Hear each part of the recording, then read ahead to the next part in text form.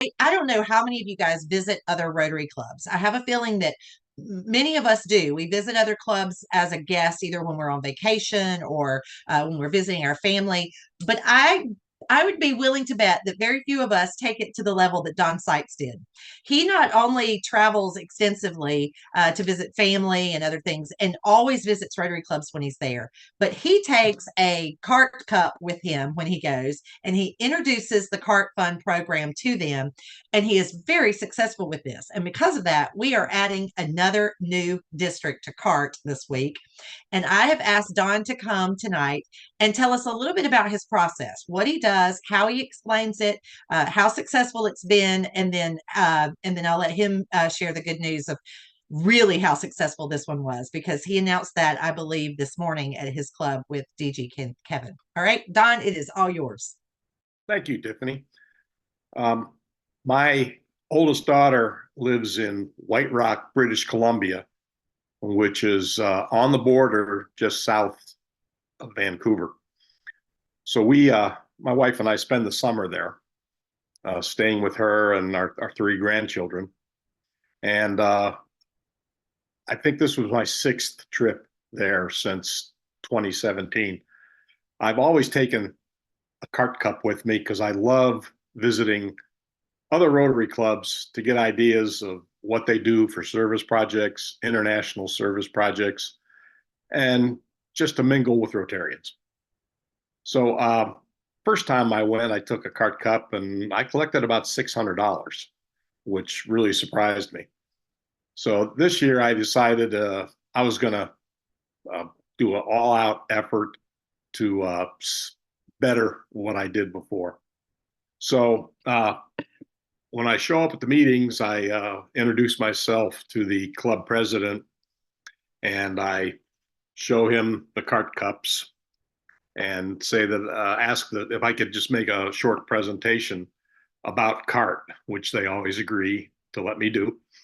So I get up and I do about 3 minutes of the history of CART, starting in 1995 in Sumter, South Carolina, and the first grant in 1999 in the amount of $100,000. And how over the years, well, it's increased. We have now given a total of $13 million for Alzheimer's research. And all of that money comes from contributions from Rotarians throwing coins in cups. And it's 100% of the donations go to Alzheimer's research. I visited 8 clubs in British Columbia and 2 in Washington this past trip. Well received by all the clubs. I had 3 instances where I had done my 3-minute presentation, what CART was and what we do and how much money we collect. The club president would then say, okay, we're going to move to Happy Dollars now. And if nobody has any objection, all the money we collect from Happy Dollars today is going to go to CART. So I had one club, it was $147. The club in Bellingham, Washington, one of the members came up to me after the meeting and he told me that he was well aware of CART because he was acquainted with Roger Atkinson's niece. So he knew about it. When I got back to my daughter's house, I always would empty the cups, count the money, and then send an email to the club president and let them know how much I had collected that day and thanking them and the generous Rotarians in their club for what they did. So I got a $100 bill from the Bellingham Club. I got a $100 bill from the Mount Baker Club in Linden, Washington. I hadn't finished my presentation to the Mount Baker Club and was just going to start to pass the cup around when one of the members said, hey, that's a terrific idea. We want to do that. Can you get me some cups? So I notified Tiffany, and hopefully the cups will go out in the next few days. And we have the Mount Baker Rotary Club in Linden, Washington is going to start collecting for CART. When I go there, I always work at the White Rock book sale. They sell used books twice a year. They rent out the Curling Center in White Rock, and they sell books for $3 a piece the first 2 days, and the second day or the third day they sell them for $2, and the last day they sell them for $1. They've been doing this for about 35 years. They do 2 sales a year, and they bring in about $60,000 each sale. And basically what they're doing is they're just recycling these books. People will buy a book for $3, take it home, read it, and then take it to the drop center, and they sell it again at the next sale. And they just keep on doing this every year. Well, the president let me put the CART cups at the cash out table.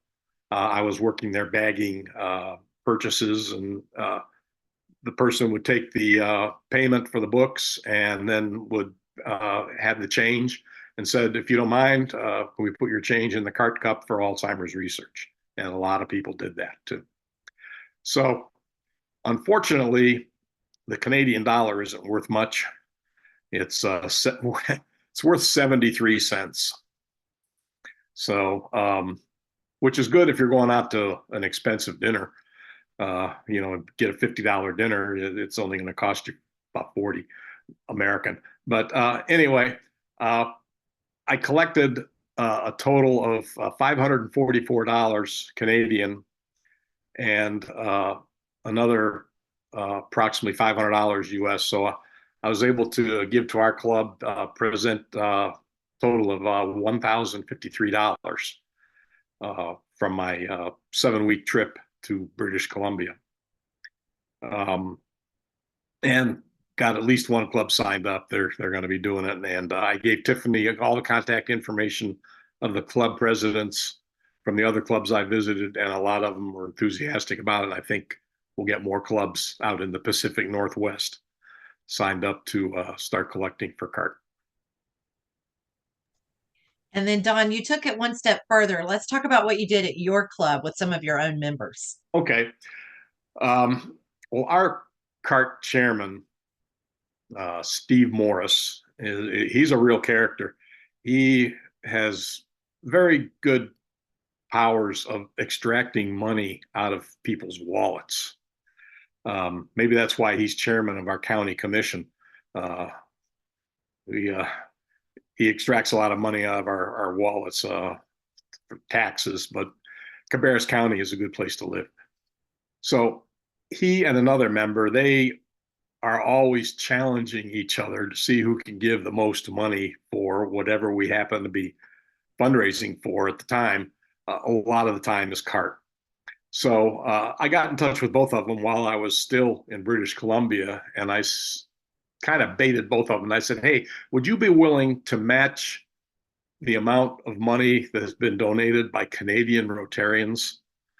And they kind of hemmed and hawed, well, how much are you collecting? And I was very vague with my responses until I got back and did the final count. And I advised them that, I collected $544 from Rotary clubs in Canada. So when I made the presentation, Steve said he would match that $544. Another member, Alan Goodman, he said he would match the $544. One other member said he would donate $300, and we had another who donated $200.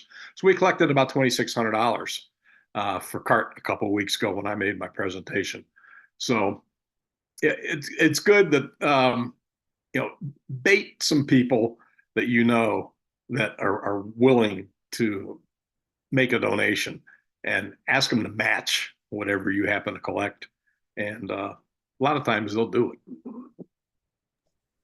I think the best part of this story is that Don is not only not the CART chair for his club. He's also not the district chair for his district for CART, but he is passionate about this organization. And there are people just like him in every one of your clubs. And when you know who that person is, use them to your advantage. Let them help you do your job as the district chair. Let them promote CART, especially if you know people who are traveling and visiting other clubs. Well, and it just so happened that I visited the club this morning. They were my morning club, and I was just blown away by what they're doing to support CART. Not only did they set a goal of $25,000 for this year, that just happened today.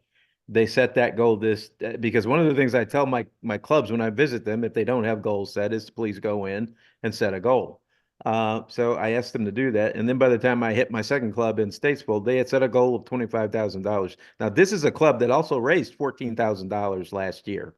And they're just passionate about CART. I can't tell you how much I appreciate Don. They're just ponying up all behind CART. It's fantastic.